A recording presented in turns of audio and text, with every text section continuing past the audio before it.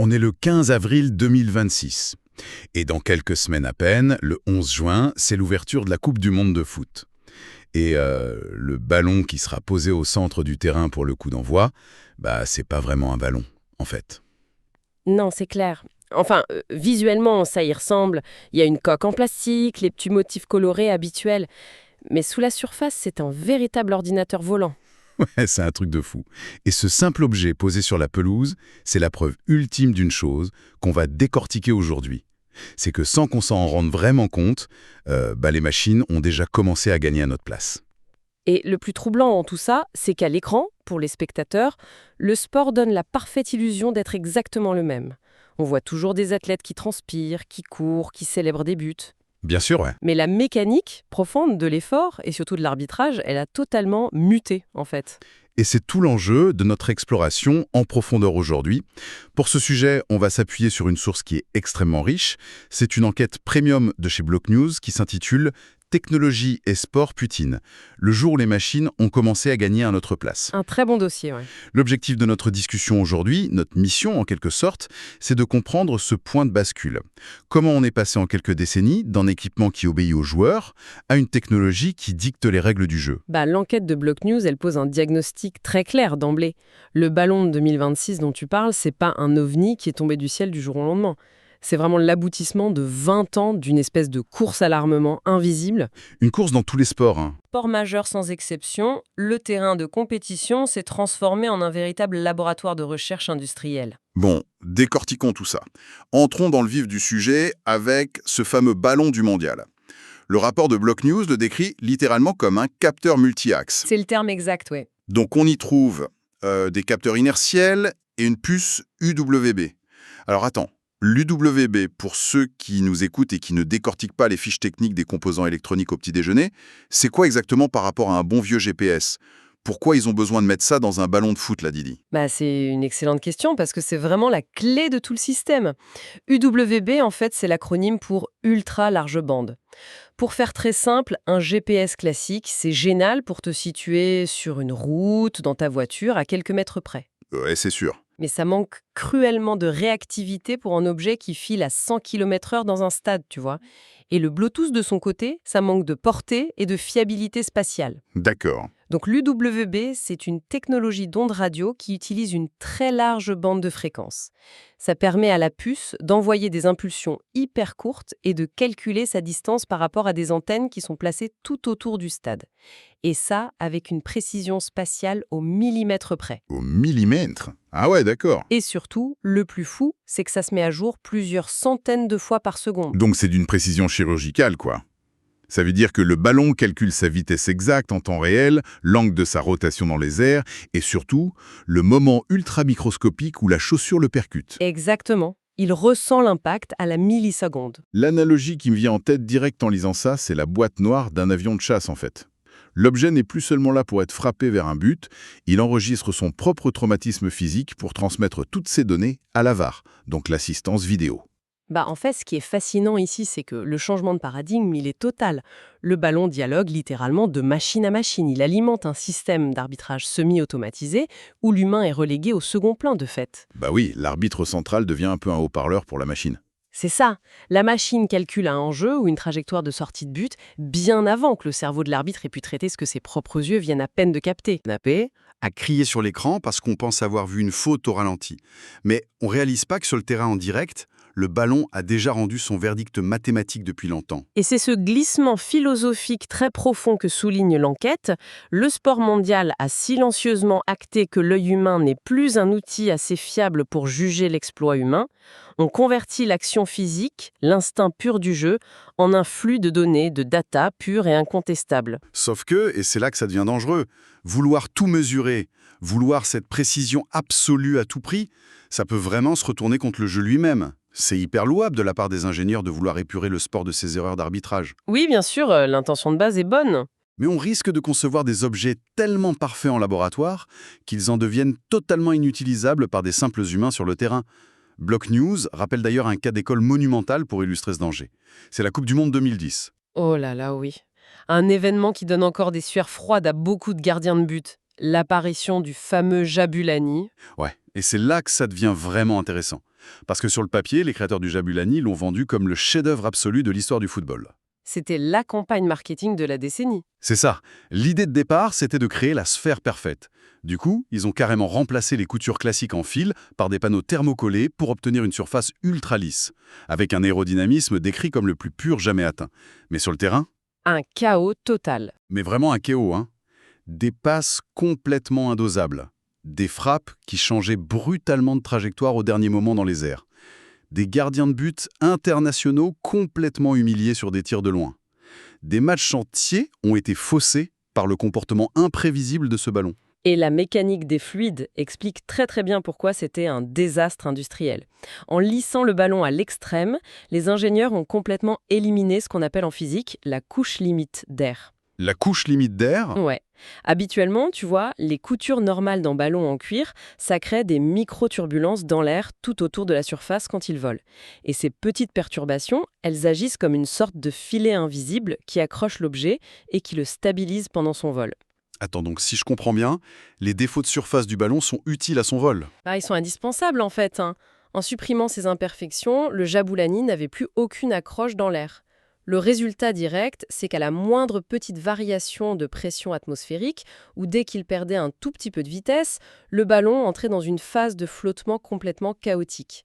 Il glissait sur l'air comme une voiture qui fait de l'aquaplaning sur l'autoroute.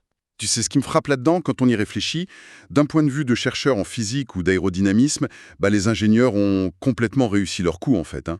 Ah oui, techniquement, c'était une prouesse. Ils ont créé une sphère qui obéissait aveuglément aux lois strictes de l'aérodynamique en soufflerie.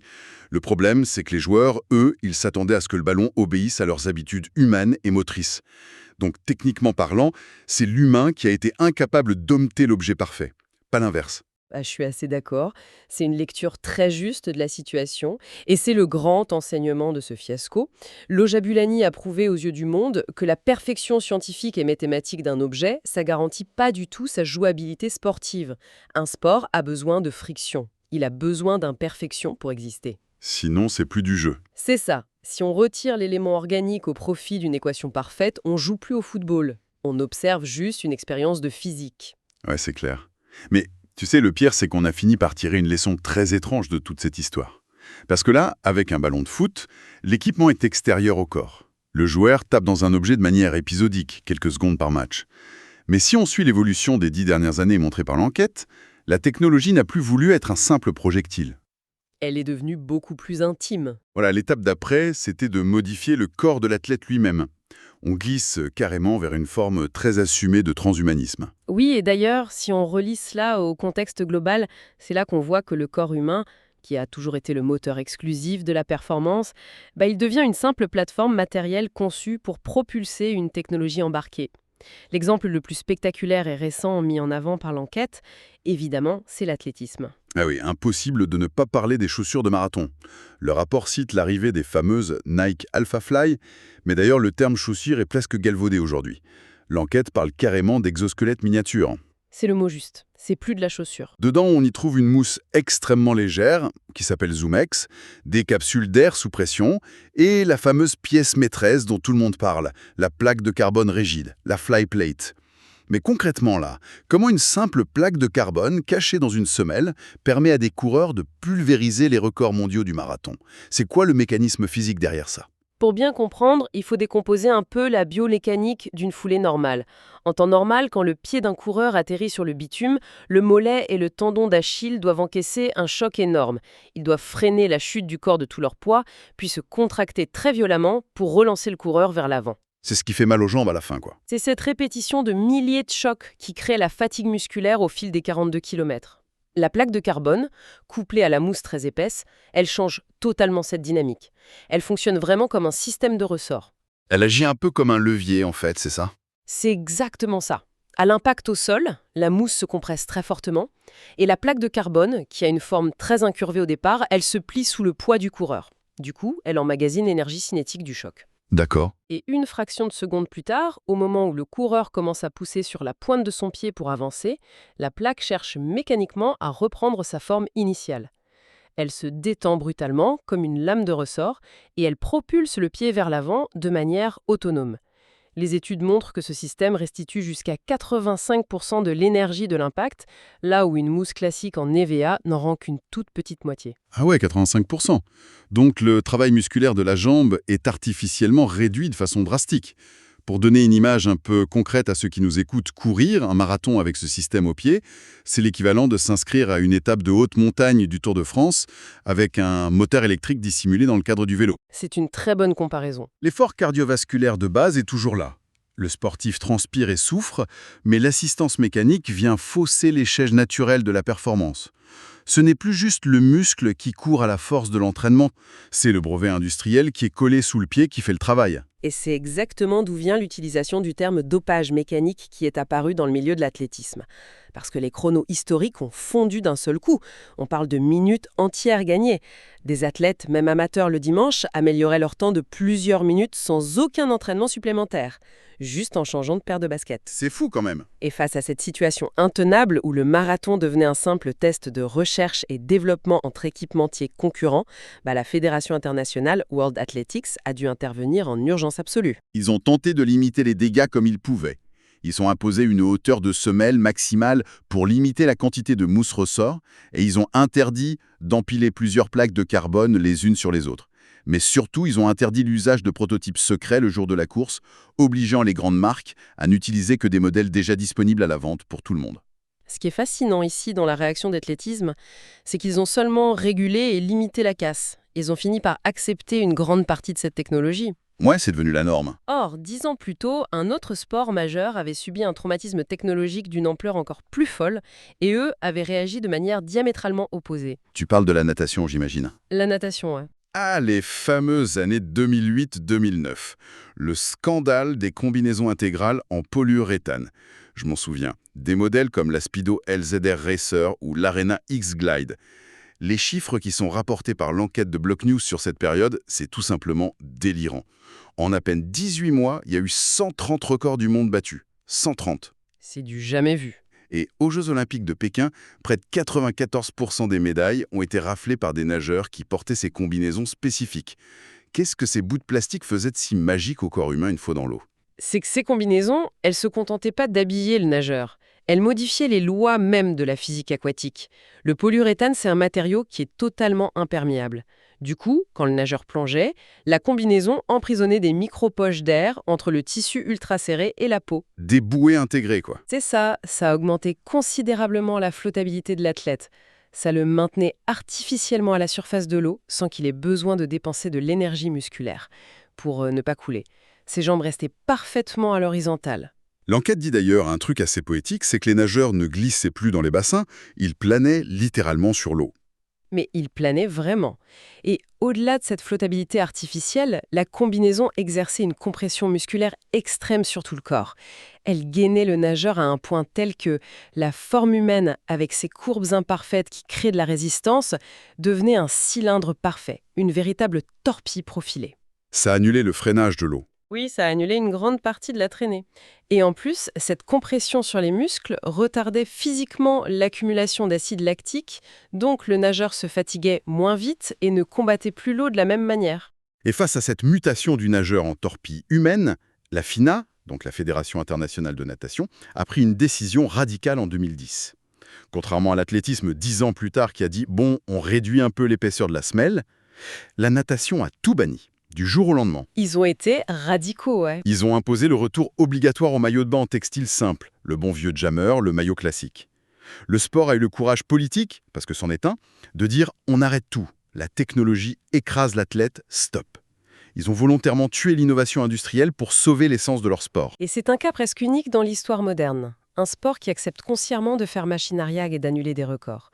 Parce que généralement, les disciplines peinent énormément à trouver ce point d'équilibre face aux sponsors. Il y a un sport, en revanche, qui ne réagit pas par à-coup après un scandale comme l'athlé ou la natation, mais qui vit littéralement dans cette crise existentielle permanente depuis sa création. C'est le laboratoire ultime. L'enquête le présente vraiment comme le laboratoire de survie face à la technologie, la Formule 1. C'est vrai que la F1, c'est un cas très à part. On y cultive ouvertement le mythe de l'ingénierie absolue. Les écuries dépensent des centaines de millions d'euros chaque année pour créer les bolides les plus avancés de la planète. Et pourtant, la fédération, la FIA, elle passe son temps à écrire des règlements de centaines de pages pour interdire les inventions de ses propres ingénieurs. C'est le royaume de la restriction de pointe.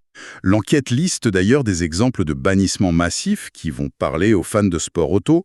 On pense à l'interdiction du double diffuseur en 2009, du fameux F-Duct qui permettait de réduire la traînée en ligne droite en 2010, et un système au nom un peu barbare dont on entend souvent parler dans les paddocks, c'est la suspension active Fric qui était bannie en 2014. Faisons une pause là-dessus. Fric, pour ceux qui ne sont pas ingénieurs motoristes chez Mercedes ou Ferrari, c'est quoi exactement et pourquoi ça a posé un tel problème existentiel à la F1 ? Alors, FRIC, ça signifie Front and Rear Interconnected Suspension. Donc en français, un système qui connecte physiquement les suspensions avant et arrière de la voiture via un réseau ultra complexe de fluide hydraulique. D'accord ? Pour bien visualiser la chose, quand une voiture de course freine brusquement à très haute vitesse à l'approche d'un virage, son poids bascule violemment vers l'avant. Elle pique du nez vers le sol. Le système éphérique captait cette force d'écrasement et transférait immédiatement la pression hydraulique de l'avant vers l'arrière pour raidir la suspension et compenser le mouvement. Ça gardait le châssis parfaitement à l'horizontale en permanence. Ok.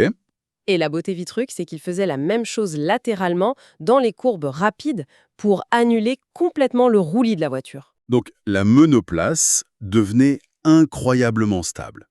Elle était collée à la piste en toutes circonstances comme sur des rails.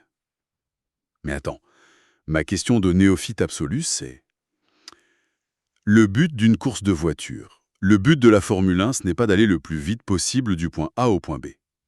Du coup, alors, qu'est-ce que tout ça signifie au fond ? Pourquoi engager les cerveaux les plus brillants du monde pour créer un système génial comme le fric, pour qu'ensuite la direction de course le rende illégal la saison d'après ? C'est totalement contre-intuitif à première vue. On pénalise l'excellence. C'est ça. On dirait qu'ils sabotent leurs propres équipes. L'équation serait très simple si les voitures étaient pilotées par des intelligences artificielles ou des ordinateurs.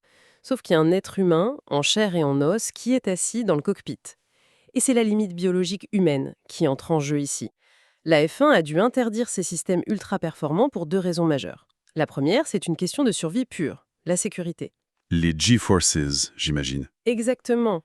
Avec une aérodynamique et une stabilité mécanique pareille grâce au FRIC, les voitures passaient les virages à des vitesses tellement folles qu'elles généraient des forces centrifuges colossales. Or, un corps humain normal, même entraîné, il ne peut encaisser qu'un certain nombre de jets latéraux avant que le sang n'ait quitté son cerveau et qu'il s'évanouisse au volant ou qu'il subisse de graves lésions en coup. Il faut donc artificiellement ralentir les voitures, les rendre moins parfaites pour ne pas tuer les pilotes. Ah oui, c'est une limite physique indépassable en fait. L'ingénierie a battu le corps humain. Et la deuxième raison de ces interdictions? Oui, parce que la performance chronométrique venait du génie hydraulique des ingénieurs en usine et beaucoup moins du coup de volant instinctif du pilote sur la piste. La Formule 1 a compris très tôt que si on laisse la technologie avancer sans bride, l'humain devient obsolète et le sport meurt en tant que divertissement. Ils doivent donc constamment réécrire leurs règles pour saboter délibérément la perfection de leur propre machine. C'est fascinant. Et c'est ce combat permanent qui met en lumière la conclusion fondamentale de l'enquête de Block News. Toute cette gestion de crise technologique, qu'on soit dans une piscine olympique, sur une piste d'athlétisme, de marathon ou dans un cockpit de Formule 1, ça révèle un immense paradoxe. Une sorte d'hypocrisie collective à laquelle on participe tous finalement, nous y compris en tant que spectateurs. Cela soulève une question importante. C'est le paradoxe entre la pureté originelle et le besoin de spectacle. Les attentes de l'écosystème sportif sont totalement contradictoires aujourd'hui. Mais c'est tellement flagrant. D'un côté, on va tous sur les réseaux sociaux pour pleurer le romantisme du sport de l'époque. On se plaint que la VAR et l'arbitrage vidéo cassent le rythme des matchs. On trouve que les athlètes ressemblent à des cyborgs ridicules avec leurs chaussures à semelles géantes. On a cette grande nostalgie de la pureté de l'effort naturel, du sport à la loyale. C'est le discours officiel de tout le monde. Ouais. Mais de l'autre côté, quand on s'installe confortablement sur notre canapé avec une bière pour la finale du 100 mètres au JO ou la finale de la Coupe du Monde, on veut voir du spectacle. On exige de l'action non-stop à des vitesses surhumaines. On veut frissonner en direct devant de nouveaux records du monde impossibles. On demande aux athlètes d'accomplir des miracles physiques que seuls des moteurs pourraient soutenir sur la durée. En gros, on veut la beauté de l'effort humain, mais avec le rendement froid d'une machine. C'est très vrai. Et tous les autres acteurs de l'industrie naviguent comme ils peuvent dans ce paradoxe géant. Les sponsors et les grands équipementiers comme Nike ou Speedo réclament des innovations visibles, fracassantes, qu'ils pourront ensuite breveter et vendre très cher au grand public. C'est leur modèle économique. Bien sûr. Donc elles réclament aux ingénieurs des capteurs toujours plus précis, comme pour le ballon de 2026, pour garantir une sécurité juridique absolue au résultat final du match. Le constat de l'enquête est assez froid et cynique finalement. Au bout du compte, personne n'est vraiment prêt à faire machine arrière de son plein gré ou à payer un abonnement de télévision hors de prix pour voir des sportifs courir beaucoup moins vite et sauter moins haut qu'il y a 20 ans. C'est très inconfortable à admettre, mais c'est la réalité de notre consommation du sport. Et c'est ce qui amène l'enquête de Block News à formuler une redéfinition radicale de ce qu'est le sport moderne. Aujourd'hui, un grand événement sportif mondial ne peut plus du tout se lire comme un affrontement physique brut entre deux personnes ou deux équipes. C'est devenu une collision extrêmement complexe entre des brevets d'ingénierie secrète, des règlements juridiques pointilleux et les limites biologiques de l'être humain. C'est un sport d'ingénieurs et d'avocats presque, hein. C'est ça. Quand un record du monde tombe aujourd'hui à la télé, la question centrale pour les vrais observateurs n'est plus de se dire waouh, de quoi le corps de cet athlète est-il capable grâce à son immense talent? Non, la seule question vraiment pertinente, c'est que lui a-t-on autorisé juridiquement à utiliser techniquement ce matin-là pour y parvenir? Et on voit bien que la réponse au « qu'a-t-il le droit d'utiliser » change complètement au gré des pressions financières et du lobbying d'une saison à l'autre. C'est le fil rouge implacable de toutes nos sources du jour. Du capteur UWB planqué au cœur du ballon du mondial 2026, au polyuréthane banni des nageurs olympiques, en passant par le système hydraulique hyper complexe du nœud F1, le sport de très haut niveau s'est transformé en une espèce de gestion diplomatique permanente. C'est devenu l'art subtil de négocier au quotidien la frontière très floue entre l'effort biologique pur et l'assistance artificielle cachée. Une ligne de démarcation qui devient de plus en plus difficile, voire impossible à tenir pour les pauvres fédérations qui sont constamment harcelées par la puissance de frappe financière des grands équipementiers sportifs. Et d'ailleurs, tu sais, tout ça, ça m'amène à une hypothèse assez fascinante. Ce n'est pas écrit noir sur blanc dans le rapport de Block News qu'on vient de lire, mais pour moi, c'est la suite logique et inévitable de tout ce qu'on vient de décortiquer pendant 20 minutes. Ah oui, je t'écoute. Si cette course à l'armement technologique continue d'accélérer comme ça, si les ingénieurs trouvent toujours inlassablement de nouvelles failles dans les règlements, et que les fédérations passent leur temps à jouer aux gendarmes de manière un peu désespérée et avec 10 ans de retard, est-ce qu'on ne va pas tout droit vers un énorme schisme du sport mondial? Une séparation formelle des disciplines, c'est ce que tu veux dire? Oui, exactement. Imagine un peu le paysage sportif dans 30 ou 40 ans. Il n'est pas du tout impossible qu'on assiste à la création assumée de deux mondes diamétralement opposés pour répondre justement à ce fameux paradoxe du public dont tu parlais. Comment ça? D'un côté, on aurait des ligues 100% biologiques, de purs puristes du dimanche. Tout matériel optimisé y serait interdit par essence, contrôlé à l'entrée du stade. On jouerait avec des vieux ballons en cuir lourd sans puce, des chaussures plates sans ressort en carbone, un chronométrage basique sans laser, tout ça pour retrouver la beauté des erreurs, la friction et la fatigue musculaire originale du sport d'antan. Et donc, en parfaite opposition, tu aurais l'inverse. Des ligues illimitées. C'est ça. Des compétitions totalement décomplexées et dérégulées. Des sortes de grands jeux du cirque technologique où l'unique règle du comité olympique serait de dire « Venez sur le terrain avec votre meilleure technologie, tout est permis ». Waouh! Exosquelette propulsif visible sur les jambes, algorithme prédictif injecté directement dans la visière ou le casque de l'athlète, des puces sous-cutanées pour analyser le sang en direct, des vêtements intelligents qui modifient leur propre aérodynamisme selon le vent. Dans cette catégorie, ce ne serait plus seulement l'athlète qui monterait sur le podium pour la médaille, mais carrément le centre de R&D tout entier qui l'a conçu comme un prototype humain. On pousserait la quête de la vitesse et du spectacle visuel jusqu'à la limite absolue du déraisonnable. Tu sais, c'est une vision sociologique tout à fait plausible, hein. Le public serait enfin mis face à ses propres contradictions de manière claire. Il aurait le choix de zapper pour regarder la vérité cruelle, lente et stagnante de l'effort naturel, ou bien d'assumer sa fascination pour la toute-puissance scientifique d'un humain génétiquement ou technologiquement augmenté. En tout cas, le 11 juin 2026, quand on va tous regarder le coup d'envoi de la Coupe du Monde à la télévision, et que ce ballon hyper connecté prendra son premier envol sur la pelouse, on aura forcément cette idée bizarre en tête. La machine est déjà sur le terrain, au milieu avec les joueurs humains. Elle attend juste de prendre un tout petit peu plus de place chaque année.